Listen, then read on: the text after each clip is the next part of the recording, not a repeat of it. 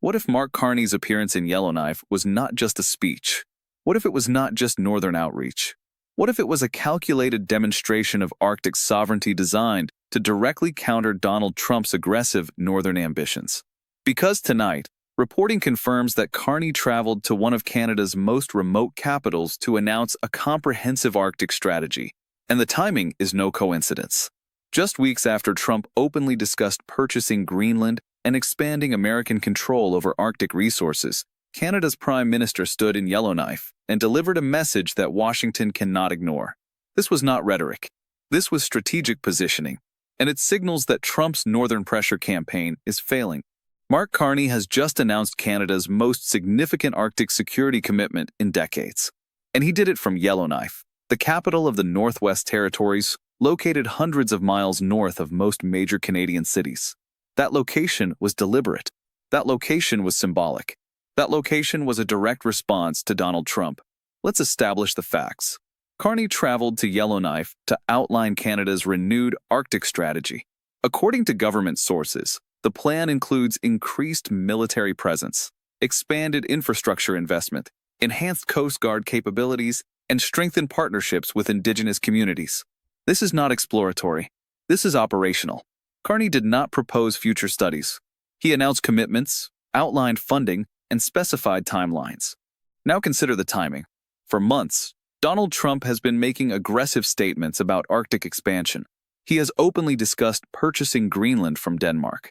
He has suggested that the United States should have greater control over northern shipping routes. He has implied that American economic and military interests should dominate the Arctic region. Those statements reflected a broader strategy to redefine American influence in the North.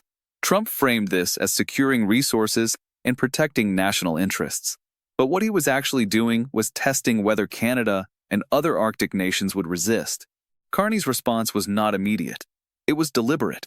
Rather than reacting emotionally to Trump's rhetoric, Ottawa waited. It consulted with northern communities. It coordinated with allied governments. It prepared a comprehensive policy framework. And then Carney traveled north to announce it publicly. That sequence demonstrates that Canada did not panic. Canada prepared. And now Canada is moving forward with a strategy that directly counters Trump's ambitions without appearing reactive. The distinction between symbolic politics and operational sovereignty matters here. Trump's statements about Greenland were performative. He made headlines, but did not secure territorial gains, expand jurisdiction, or strengthen alliances. Carney's announcement was accompanied by funding commitments, military deployments, and infrastructure plans. This was not a speech for media coverage. This was policy implementation. What makes this particularly damaging for Trump is the international response. When Trump suggested purchasing Greenland, Denmark rejected it outright. European allies expressed discomfort. Nordic countries reinforced their commitment to Arctic cooperation frameworks, excluding unilateral American expansion. Trump's rhetoric did not expand American influence. It isolated Washington. Now, with Carney announcing a credible Arctic strategy backed by concrete investments, Canada is positioning itself as the reliable partner in the North, not the United States. This shift has real consequences. Arctic governance depends on multilateral cooperation. Climate change is opening new shipping routes. Resource extraction is becoming economically viable. Territorial boundaries are being tested. In that environment, trust, consistency, and predictability matter. Trump's approach undermined all three. Carney's approach reinforces them. And that is why allied governments are watching closely. Let's examine the structural motivations. Why would Carney prioritize an Arctic announcement in Yellowknife rather than Ottawa or Toronto? Because Yellowknife is not a media center. It is the geographic and symbolic heart of Canada's northern territories. By delivering this announcement there, Carney signaled that Arctic policy is not abstract. It is local. It affects northern communities directly. And those communities are Canadian. That distinction is critical. Trump framed Arctic expansion as economic opportunity. Carney framed it as sovereignty in partnership with Indigenous populations who have lived in the region for generations. This is where the narrative diverges fundamentally. Trump treats the Arctic as unclaimed territory to be secured.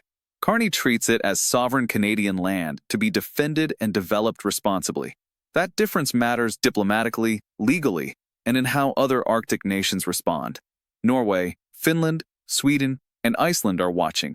If they perceive Canada as stabilizing and the United States as destabilizing, they will align accordingly.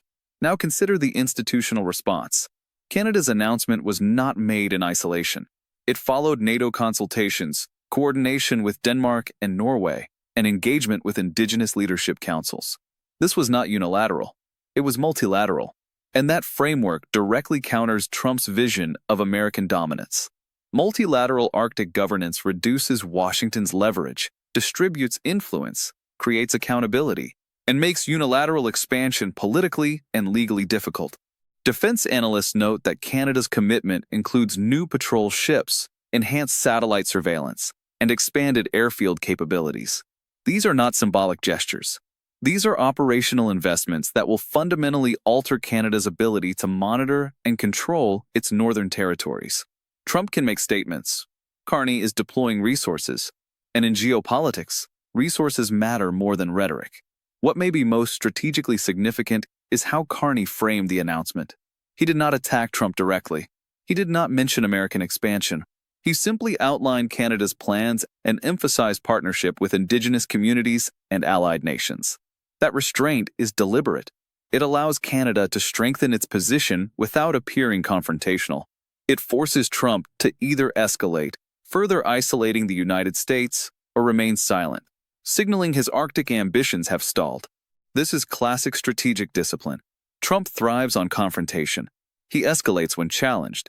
He dominates media cycles through controversy. Carney's approach denies him that opportunity. By focusing on policy rather than personality, by emphasizing cooperation rather than conflict, Carney makes it difficult for Trump to claim Canada is being aggressive. Instead, Canada appears responsible. And that perception matters internationally.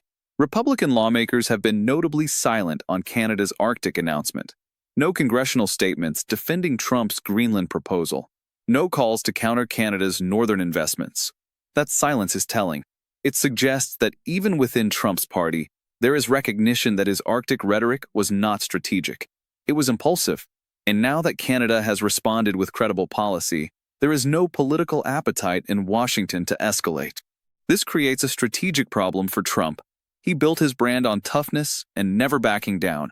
But if Canada strengthens its Arctic presence with allied support, Trump faces a choice: escalate and risk further diplomatic isolation, or quietly retreat and accept that his northern ambitions have failed. Neither option strengthens his position. Both represent strategic setbacks. Mark Carney's Yellowknife announcement was not reactive. It was responsive. It demonstrated that Canada can defend its sovereignty without inflammatory rhetoric. It showed that multilateral cooperation remains viable under American pressure, and it positioned Canada as the stabilizing force in Arctic governance. Trump attempted to expand American influence. Instead, he may have accelerated Canadian leadership. For months, Trump has pressured Canada on trade, defense spending, and border security. He has used tariffs as leverage, questioned alliances, and implied Canadian sovereignty is negotiable. Carney's response has been consistent. Do not react emotionally. Do not escalate unnecessarily. Strengthen Canada structurally. Build alliances. Invest in infrastructure. Demonstrate credibility. Let Trump's rhetoric expose itself. This Arctic strategy fits that pattern perfectly. Trump made bold claims. Canada made concrete plans. Trump sought headlines. Canada sought operational capacity. Trump isolated allies. Canada reinforced partnerships. The outcome is clear. Trump is not expanding American influence in the North. He is losing it. The Yellowknife announcement sends a message to other Arctic nations. Canada is committed. Canada is investing. Canada is a reliable partner. That message matters because Arctic governance will define geopolitical influence for decades. Shipping routes, resource extraction, military positioning, climate response will be shaped by which nations demonstrate leadership now. Trump's approach suggests leadership means dominance. Carney's approach suggests leadership means partnership. And in the Arctic context, partnership is proving more effective. If you value serious geopolitical analysis and accountability in leadership, subscribe to Canada Today. We track power, influence, and strategy in real time. Because sometimes the most important moves are not the loudest. They are the most deliberate. Donald Trump wanted to dominate the Arctic. Mark Carney is defending it. Trump issued threats. Carney announced investments. Trump sought confrontation. Carney built coalitions.